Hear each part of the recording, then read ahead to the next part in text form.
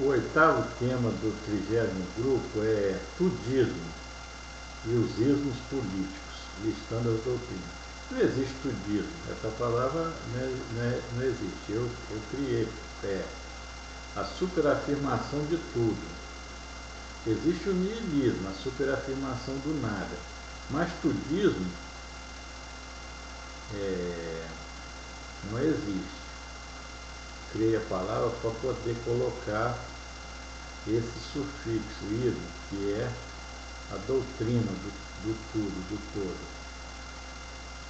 E os ismos políticos, que agora nós vamos ver. Eu coloquei sobre a ótica das possibilidades, tal como eu via. Não sei se eu fui feliz nessa tentativa. Você vai julgar e aderir ou não.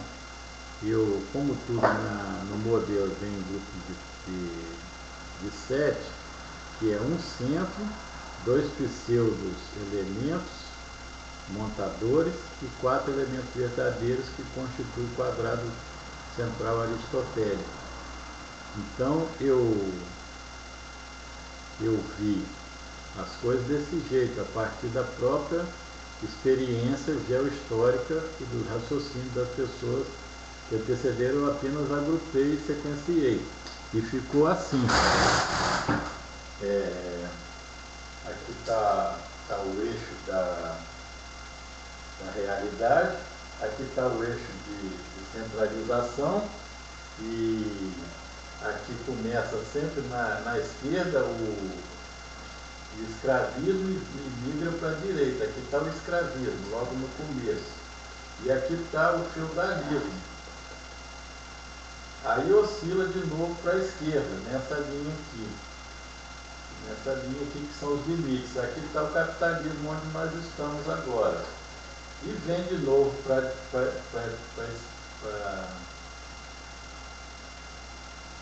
a direita o socialismo. E vem para a esquerda o comunismo. E esse é Silas.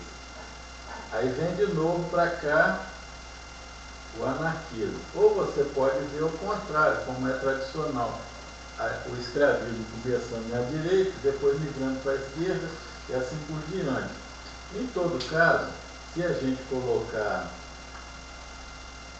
ao contrário, o capitalismo na direita, a gente pode conseguir o efeito visual da compreensão atual. Vamos fazer assim, porque então aqui estão os dois limites, aqui está o centro de oscilação, a linha da realidade, e aqui começaria na esquerda, que começaria na direita, que seria o escravismo. No modelo tudo começa na esquerda, mas vamos dizer que tivesse aqui, né? Escravismo na direita, feudalismo na esquerda, depois capitalismo na direita, depois socialismo, a minha letra horrível, depois comunismo, depois anarquismo.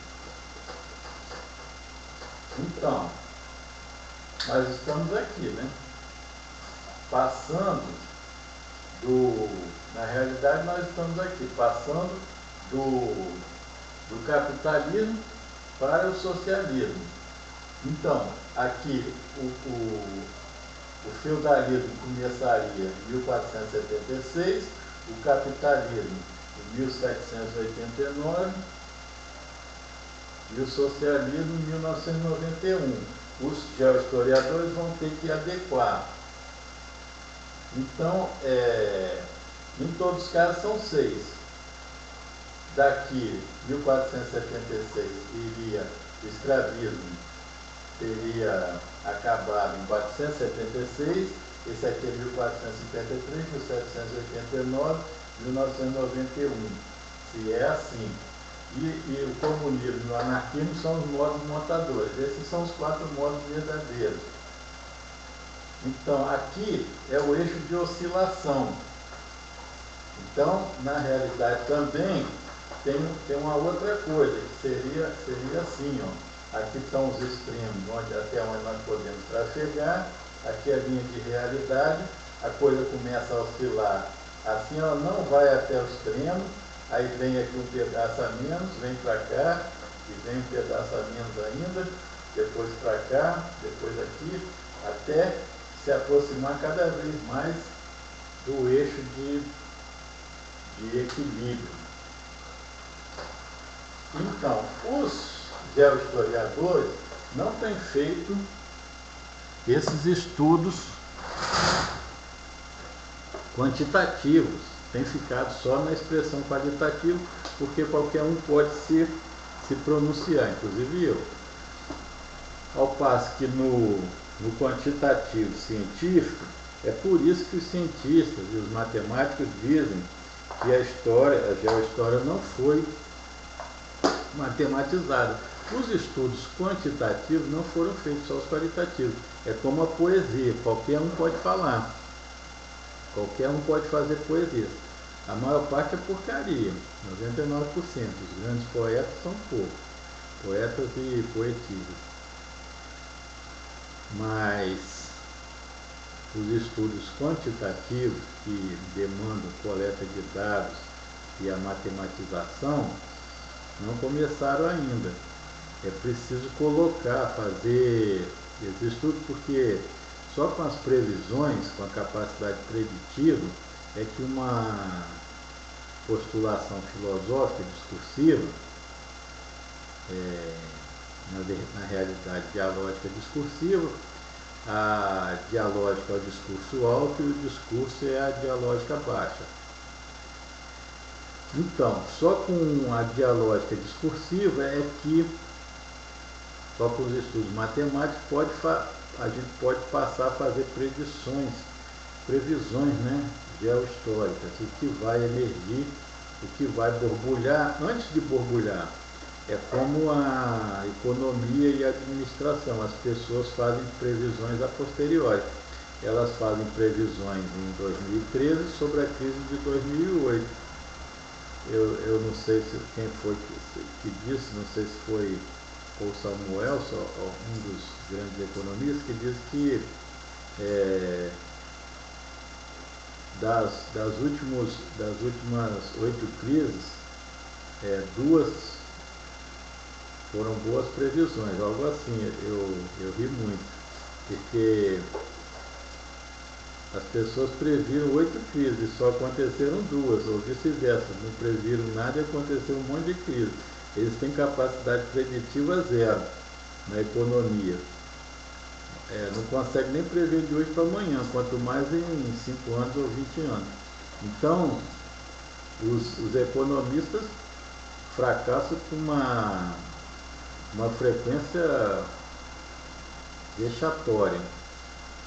E enquanto não for capaz de fazer as previsões, não serão capazes não serão aceitos como ciência.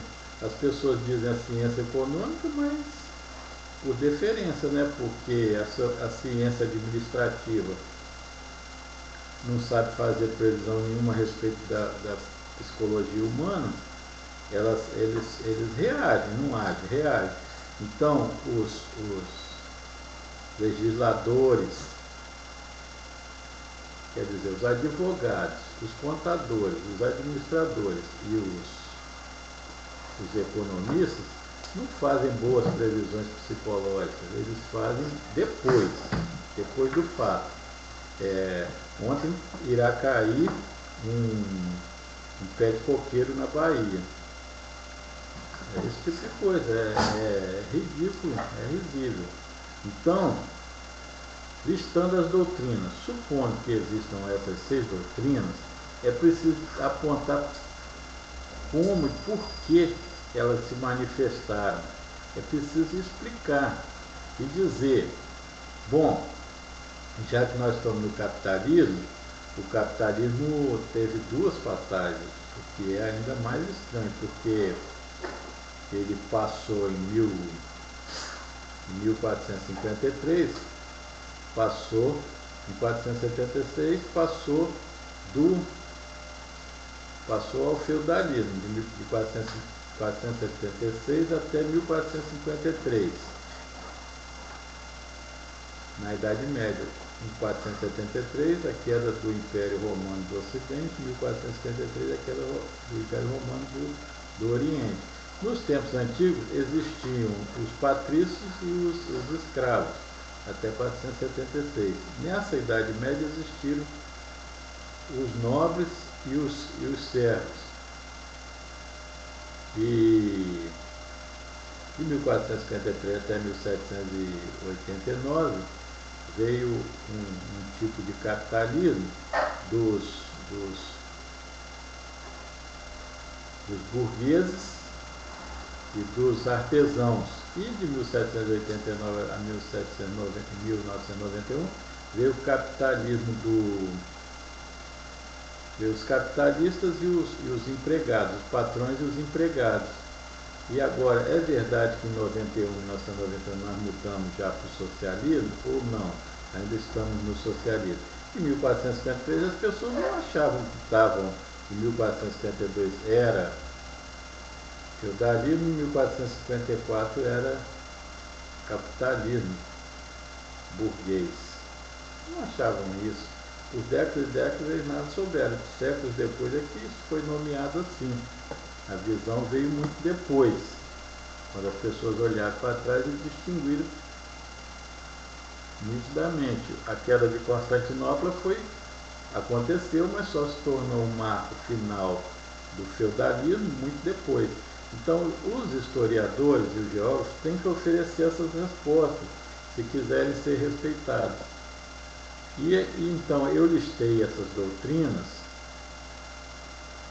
dos modos políticos, as doutrinas políticas, com a esperança de que eu tenha feito certo e principalmente com a esperança de que os geohistoriadores possam produzir uma mensagem coerente, uma ciência psicológica geohistórica, matematizada, confiável, que saiba fazer previsões sobre os seres humanos, sobre como os seres humanos se comportarão aqui e acolá, hoje e daqui a um pouco, no presente e depois. Então, as pessoas, é plenamente insatisfatório olhar a produção agora e a organização e não saber o que vai ocorrer em seguida. O geohistoriador não pode fazer previsão nenhuma. Então, os economistas fazem previsões de que as coisas vão continuar assim. Em 2007 eles estavam... tem um livro ali dentro, depois quero falar dele, que a pessoa não para falar, mas a felicidade do crescimento, as projeções do crescimento, é de 2013, 2004, não sei bem. Aí, 5 ou 4 anos depois, entrou em colapso. Espalhamento do crescimento, sei lá o que. É muito interessante. Tudo vai dar certo e no dia seguinte cai um temporal que arrasta as casas. Capacidade zero de previsão. Se der certo, a pessoa é saudada como um profeta.